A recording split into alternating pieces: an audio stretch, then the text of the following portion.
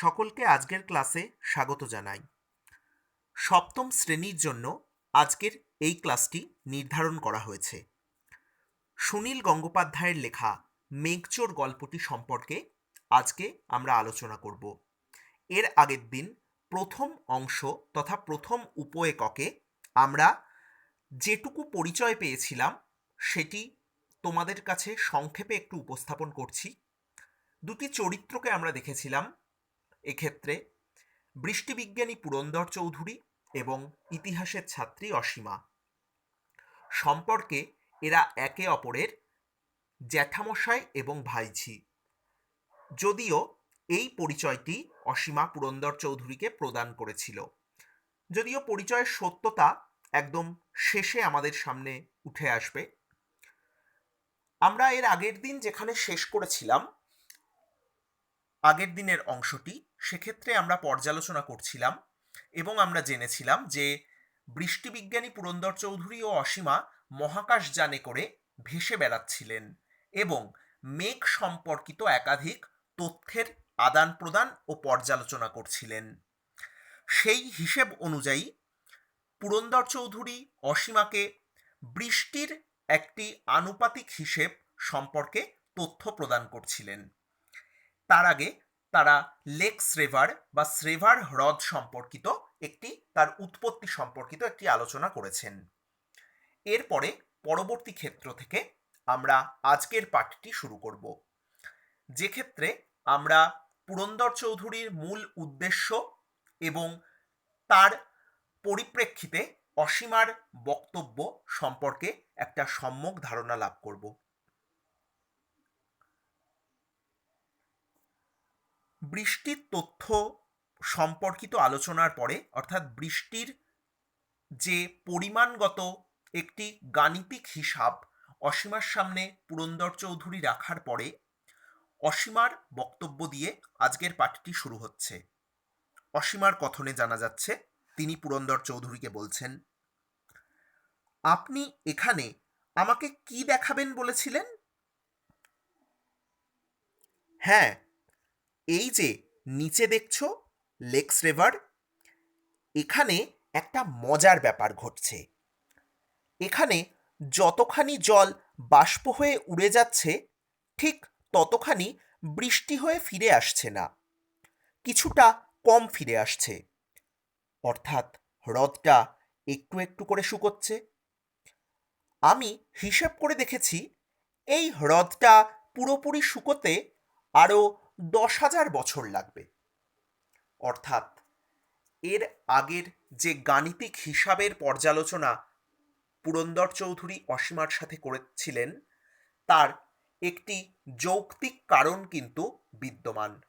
Purandara Chowdhury lake শ্রেভারের জল কত বছর থাকবে বা কত বছর জল রূপে বিদ্যমান থাকবে সেটি সম্পূর্ণ বাষ্পীভূত হবে না, তার একটি গাণিতিক হিসাবও প্রস্তুত করে ফেলেছেন এবং তিনি এই সিদ্ধান্তে এসে পৌঁছেছেন গাণিতিক হিসাব অনুযায়ী যে এই হ্রদটি সম্পূর্ণ শুকিয়ে যেতে 10,000 বছর সময় লাগবে।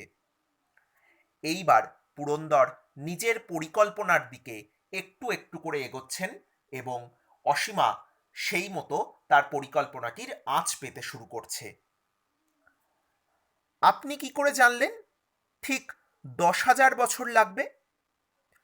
অঙ্কের হিসেবে তুমি পৃথিবীর যে কোনো পাহাড়, নদী, পুকুর, খালবিলের কাছে আমায় নিয়ে যাও, আমি অঙ্ক কষে বলে দেব সেখান থেকে কত জল বাষ্প হচ্ছে আর কত জল বৃষ্টি হয়ে ফিরে আসছে।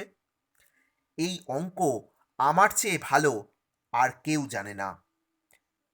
পুরন্দর চৌধুরী অহংকারগ্রস্ত হয়ে পড়ছেন, অর্থাৎ তার ভেতরে অহমিকা বোধ যে অত্যন্ত গভীরভাবে প্রথিত, সেই সম্পর্কিত একটি ধারণা আমরা পাচ্ছি।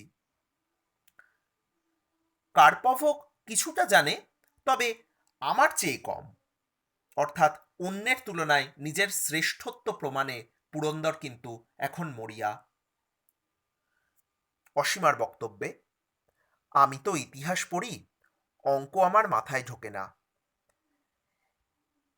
ইতিহাসেও তো অঙ্ক লাগে, অবশ্য সাধারণ যোগ বিয়োগ। আচ্ছা, ইতিহাসের ছাত্রী, তুমি আটলান্টিস নামে লুপ্ত সভ্যতার কথা জানো? সেটা কোথায় ছিল বলো তো? এটাও কিন্তু ইতিহাসের বিষয় নয়। আটলান্টিসের ব্যাপারটা গ্রিক লেখকদের জল্পনা কল্পনা। অনেক জায়গায় খোঁজাখুঁজি হয়েছে, এখনো কোথাও তার সন্ধান পাওয়া যায়নি ঠিকঠাক। অর্থাৎ অসীমা যখন নিজের অধ্যয়নের বিষয়কে পুরন্দরের সামনে রাখছে যে এখনো খোঁজ পাওয়া যায়নি আটলান্টিসের, তখন কিন্তু পুরন্দর তার প্রত্যুত্তর করছে এবং অসীমাকে চমকে দেওয়ার চেষ্টা করছেন। আমি যদি বলি এই লেক্স রেভারের তলাতেই চাপা পড়ে আছে, সেটা 10,000 বছর পরে জানা যাবে? পুরন্দর চৌধুরী হা হা করে হেসে উঠলেন। ছোট্ট একটা মশলার কৌটো খুলে একটা লবঙ্গ খেয়ে বললেন, তুমি একটা নেবে নাকি? অসীমা একটা লবঙ্গ নিল। পুরন্দর চৌধুরী বললেন, তুমি আর আমি কেউই তো 10,000 বছর বাঁচব না। ততদিনে পৃথিবীতে মানুষই থাকবে কিনা সন্দেহ। 10,000 বছর তো দূরের কথা, আমি 10 বছরও অপেক্ষা করতে রাজি নই। অর্থাৎ পুরন্দর চৌধুরী তার পরিকল্পনাকে আস্তে আস্তে বাস্তবায়িত করার পথে কিন্তু অনেকটা অগ্রসর হয়ে গেছেন, সেই সম্পর্কে একটি আভাস তিনি দিয়ে রাখলেন নিজের বক্তব্যে। অসীমাকে একটু লুব্ধ করার চেষ্টা করছেন তিনি, যে আটলান্টিস সভ্যতার খোঁজ যদি এই লেক্স রেভারের তলায় পাওয়া যায়, তাহলে হয়তো অসীমাও সেটি দেখার জন্য উৎসুক হবে এবং পুরন্দর চৌধুরী লেক্স রেভারের জলকে মেঘে পরিণত করে মেঘ চুরির পরিকল্পনাটিকেও বাস্তবায়িত করে ফেলবেন। সেই কারণে অসীমার আগ্রহ বর্ধন করতেই তিনি আটলান্টিসের প্রসঙ্গটি তুলে ধরলেন।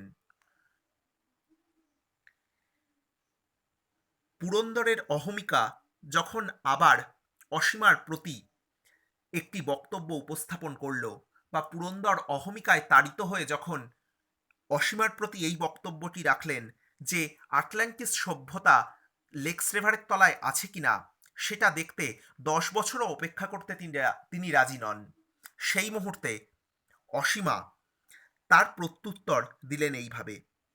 অসীমা বড় বড় চোখ করে বলল, তাহলে কি আপনি এই লেকটা খুঁজে দেখতে চান? এর তো প্রায় সবটাই বরফে ঢাকা। পুরন্দর মাথা নেড়ে বললেন, খোঁড়াখুড়ি তো তোমাদের কাজ। যেহেতু ইতিহাসে গবেষণার ক্ষেত্রে প্রত্নতত্ত্ব তথা নৃতত্ত্ব এই দুটি গবেষণার পর্যায় আসে, সেই কারণে পুরন্দর অসীমার প্রতি, অর্থাৎ ইতিহাসের ছাত্রী অসীমার প্রতি একটি বক্তব্য উপস্থাপন করেন যে খোঁড়াখুড়ি তোমাদের বিষয়, তোমাদের সাবজেক্টের অন্তর্গত বা তোমাদের বিষয়ের ভেতরে এই খোঁড়াখুড়ির কাজটি হয়ে থাকে। আমি জল নিয়ে কারবার করি, যেহেতু আমরা তার পেশাগত পরিচয় হিসাবে জেনেছি, বা পুরন্দরের পেশাগত পরিচয় হিসাবে জেনেছি তিনি বৃষ্টি বিজ্ঞানী, তাই তিনি বলেছেন আমি জল নিয়ে কারবার করি। জল কি খুঁড়তে হয়? এই যে এত বড় একটা লেক পড়ে আছে এখানে, এটা অপ্রয়োজনীয়, তাই না? অর্থাৎ অহমিকাগ্রস্ত পুরন্দর এবার প্রকৃতির সাথে খেলায় নেমে পড়েছেন, প্রকৃতিকে ধ্বংস করার দিকে একটু একটু করে যেন তিনি পা বাড়িয়ে চলেছেন। অসীমাকে প্রশ্ন করলেন যে এই যে এত বড় একটা লেক পড়ে আছে এখানে, এটা অপ্রয়োজনীয়, তাই না? কোনো মানুষ এখানে আসে না, 10,000 বছর ধরে লেকটা নিজে নিজেই শুকোতো, নিজে নিজে শুকোতোই, অতদিন অপেক্ষা না করে এখনই এটাকে শুকিয়ে ফেললে কেমন হয়? প্রত্যুত্তরে অসীমা জানাচ্ছে, এত বড় লেকটা শুকোবেন কি করে? সেই জল ফেলবেন কোথায়? পুরন্দর এবার তার মস্তিষ্ক প্রসূত পরিকল্পনাটি অসীমার কাছে প্রকাশ করলেন এবং জানালেন, মেঘ করে ছড়িয়ে দেব, সেই মেঘ কার্পভের দেশে পাঠিয়ে দেব। ও খুব মেঘ মেঘ বলে চেঁচামেচি করছিল যে, এই অসীমা প্রত্যুত্তরে এই বক্তব্যই রাখে, এই বিশাল হ্রদের জল যদি মেঘ হয়ে যায়, সেই মেঘ থেকে অন্য জায়গায় বৃষ্টি হবে। একসঙ্গে হঠাৎ বৃষ্টি বেড়ে গেলে পৃথিবীর দারুণ কোনো ক্ষতি হয়ে যাবে না? অর্থাৎ পুরন্দর যেখানে নিজস্ব অহমিকা ও নিজস্ব শ্রেষ্ঠত্বের বশে মেঘের ব্যবসা করতে চাইছে মেঘ চুরি করে, অসীমার প্রতিটা বক্তব্যে কিন্তু তার বিপরীতে ফুটে উঠছে পৃথিবীকে বাঁচিয়ে তোলার ও বাঁচিয়ে রাখার তাগিদ।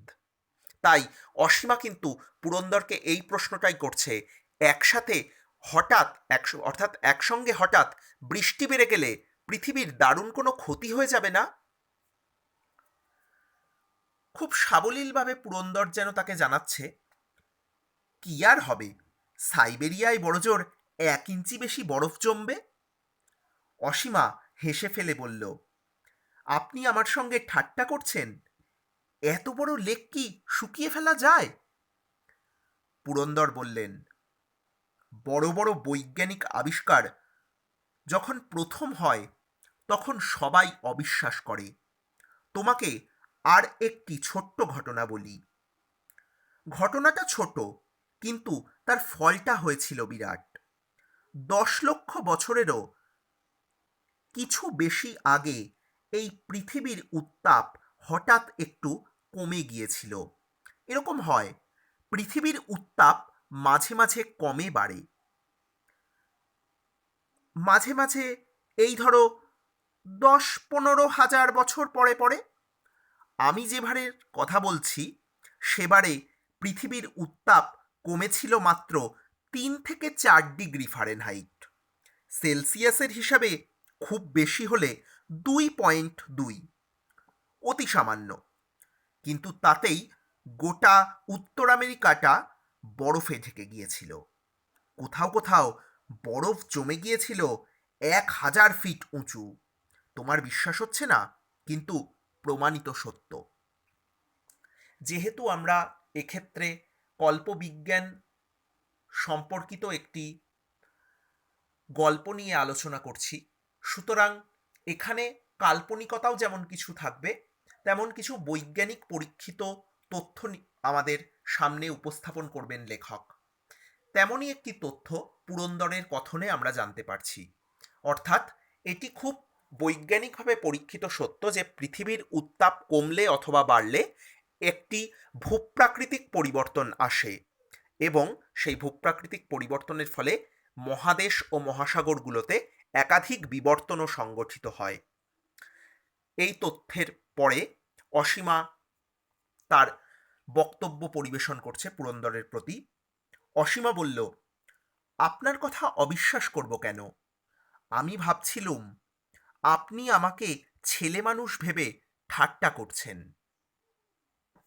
অসীমা এখনো কিন্তু বিশ্বাস করতে চাইছেন না, বা এখনো আরেকটি সুযোগ দিতে চাইছেন পুরন্দরকে।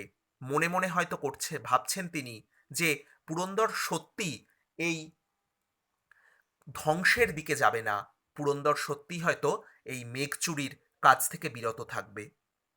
সেই কারণে অসীমা তাকে বললেন যে, আমি ভেবেছিলুম আপনি আমাকে ছেলে মানুষ ভেবে ঠাট্টা করছেন।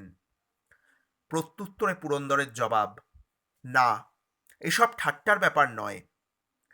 এবার বুঝলে তো পৃথিবীর উত্তাপ একটুখানি কমে গেলেই কি কাণ্ড হয়? সেই রকম পৃথিবীর উত্তাপ যদি খানিকটা বাড়িয়ে দেওয়া যায়, তাহলেই সব বরফ গলতে শুরু করবে। আগে এই তাপ কমা বাড়াটা সূর্যের ওপর নির্ভর করত, এখন মানুষই তা পারে। এরপরে একটা খুব গুরুত্বপূর্ণ কথা পুরন্দর বলবেন অসীমাকে। যেসব পাগলগুলো অ্যাটম বোমা, হাইড্রোজেন বোমা জমিয়ে রেখেছে, সেগুলো যদি একসঙ্গে ফাটাতে শুরু করে, তাহলে পৃথিবীর সব কিছু পুড়ে ছাই হয়ে যাবে। খুব বাস্তব এবং খুব সত্যি একটি কথা, যা পুরন্দরের কথনে আমরা জানতে পারি।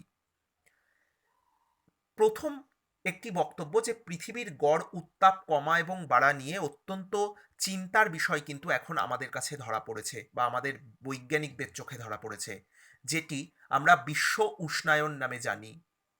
এই বিশ্ব উষ্ণায়ন তথা গ্লোবাল ওয়ার্মিং সভ্যতার একটি বিরাট সংকট, পৃথিবীর গড় উত্তাপের বৃদ্ধি জনিত কারণে যা সংগঠিত হয়। তবে তেমনি এই গ্লোবাল ওয়ার্মিংয়ের ফলে কি হতে পারে তার একটি আভাসই কিন্তু পুরন্দর এখানে দিয়েছেন, যে বরফ গলতে শুরু করবে। আগে এই গ্লোবাল ওয়ার্মিংটা সম্পূর্ণ কিন্তু সূর্যের ওপরেই নির্ভর করত।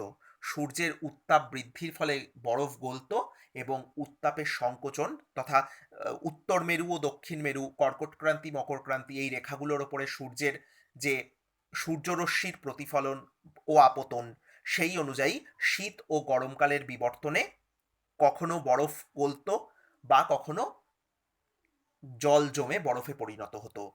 এই ভৌগোলিক সত্যটা আগে সূর্যের কারণে নির্ধারিত হতো। তবে এটি অত্যন্ত বাস্তব যে পৃথিবীতে যত হাইড্রোজেন বোমা, অ্যাটম বোমা আছে, যদি কখনো এগুলি ফেটে যায় বা এগুলিকে কোনো অভিসন্ধি সিদ্ধ করার জন্য ফাটিয়ে দেওয়া হয়, তাহলে কিন্তু পৃথিবীর উত্তাপ এমনভাবেই বৃদ্ধি পাবে যা সভ্যতার ধ্বংসকে ডেকে আনবে।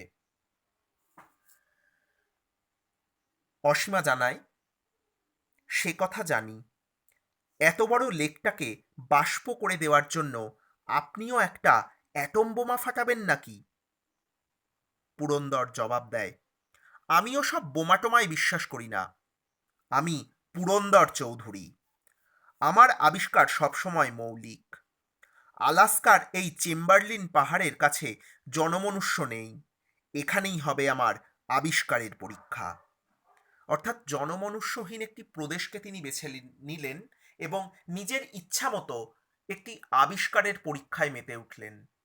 তার ভয়াবহতা বা তার প্রভাব সম্পর্কে কিছুই কিন্তু ভাবতে চাইলেন না পুরন্দর চৌধুরী, যে জনমনুষ্য না থাকলেও সেখানে কিন্তু জীবের অস্তিত্ব থাকতেই পারে এবং তার এই পরীক্ষা নিরীক্ষার জন্যে বাস্তুতান্ত্রিক ভারসাম্য বিঘ্নিত হবে, সেটাও তার মাথায় এলো না। বরং তিনি বলতে থাকলেন যে এই চেম্বারলিন পাহাড়ের কাছে কোনো জনমনুষ্য নেই, সেখানেই তিনি আবিষ্কারের পরীক্ষা করবেন। শুধু তুমিই থাকবে তার সাক্ষী। তুমি আমার ভাইয়ের মেয়ে, তাই তোমাকে এই মহান দৃশ্য দেখার সুযোগ দিচ্ছি। যেহেতু অসীমা পুরন্দরকে জানিয়েছিল সে তার ভাইয়ের মেয়ে, তাই সেই সম্পর্ককে স্মরণ করে পুরন্দর অসীমাকে জানালেন যে তোমাকেই এই মহান দৃশ্য দেখার সুযোগ দিচ্ছি। 10,000 বছর পরে যে হ্রদটা শুকিয়ে যাওয়ার কথা ছিল, সেটাকে আমি নিশ্চিহ্ন করে দেব 5 মিনিটে। গর্ভোদ্ধত কণ্ঠে বা গর্বে উদ্ধত কণ্ঠে পুরন্দর কিন্তু অত্যন্ত গভীর ও ধ্বংসাত্মক কথা বলে চললেন, যে স্বাভাবিক প্রকৃতির নিয়মে যে হ্রদ শুকিয়ে যেত, সেটাকে তিনি কিছুক্ষণের মধ্যেই 5 মিনিটের মধ্যেই শেষ করে দেবেন। সত্যি কি তা সম্ভব? এখুনি দেখতে পাবে। এত বড় লেকটার জল বাষ্প হয়ে গেলে যে বিরাট মেঘ হবে, তার ধাক্কায় আমাদের রকেট টিকতে পারবে? আমরা মেঘলোকের অনেক উঁচুতে উড়ে যাব। মার্জনা করবে, আমরা মেঘলোকের অনেক উঁচুতে উঠে যাব। মেঘ আর কতটা উঠতে পারে? অর্থাৎ মেঘের যতটা উঠে যাওয়ার ক্ষমতা বা যতটা ভেসে বেড়ানোর ক্ষমতা, তার থেকেও অনেক বেশি তারা রকেটের সাহায্যে তথা মহাকাশযানের সাহায্যে উড়ে যাবে। সেই কারণে মেঘলোকের যে প্রতিক্রিয়া, সেটি দ্বারা মহাকাশযানের কোনো ক্ষতি হবে না। সেইটি বলে অসীমা তার প্রত্যুত্তর করে পুরন্দরকে, এত বড় মেঘ, তারপরে এত বড় মেঘকে আপনি সাইবেরিয়া পাঠাবেন? পুরন্দর এবার তার ব্যবসায়িক উদ্দেশ্যের কথা জানায়। সবটা নাও পাঠাতে পারি, কিছু কিছু বিক্রিও করতে পারি। যেসব দেশে বৃষ্টি কম, তাদের কয়েক টুকরো দেওয়া যেতে পারে। ততদিন আপনি এই মেঘ জমিয়ে রাখবেন কোথায়? উড়িয়ে নিয়ে বেড়াবো, এক দেশ থেকে আর এক দেশে উড়ে যাবে। যে কোনো দেশের ওপর দিয়েই মেঘ উড়ে যাওয়া তো বেআইনি নয়। অর্থাৎ আইনের মারপ্যাচের সাহায্যে পুরন্দর একটি চুরিকে বাস্তবসঙ্গত করতে চাইছেন এবং সেই উদ্দেশ্যেই নিজের সাফাই দিচ্ছেন। তাহলে আজকের এই পাঠটি আমরা এই পর্যন্ত রাখলাম। এই পাঠে আমরা জানতে পারলাম পুরন্দরের তরফ থেকে কিছু বৈজ্ঞানিক, কিছু ভৌগোলিক সত্যের কথা এবং ধীরে ধীরে তার দূরভিসন্ধির কথা, যে লেকস রিভারের জলকে তিনি শুকিয়ে দিতে চান এবং তার মধ্যে দিয়েই তিনি মেঘের যে নতুন বিস্তৃত মেঘকে সঞ্চার করতে চান ও সঞ্চয় করতে চান, সেই মেঘকে নিয়েই তিনি একটি ব্যবসায়িক উদ্দেশ্য সাধন করবেন। পৃথিবীর বিভিন্ন দেশে দেশের হাটে অর্থাৎ আকাশে এই মেঘকে ফেরি করবেন তিনি। এর মধ্যে দিয়েই নিজের ব্যবসায়িক উদ্দেশ্যকে চরিতার্থ করে পুরন্দর সর্বকালের শ্রেষ্ঠ হতে চেয়েছিলেন। পরবর্তী ক্ষেত্রে পুরন্দর সাফল্য পাবেন কিনা বা কী পরিণতি হয়, সেটি আমরা এর পরের ক্লাসে অর্থাৎ এই বিষয়ক অন্তিম ক্লাসে নিয়ে আসব। সবাই এই অবধি যতটুকু আজকের পাঠ দেয়া হলো সেই পর্যন্ত ভালোভাবে পড়তে পারো, বা পুরো বইটাই পরবর্তীতে তোমরা নিজেদের মতো করে পড়ে রাখতে পারো। তাহলে আলোচনা তথা বিস্তৃত আলোচনার ক্ষেত্রে অনেক সুবিধা হবে। সকলে ভালো থেকো। তোমাদের সাথে খুব শীঘ্রই নতুন আরেকটি ক্লাসে দেখা হচ্ছে।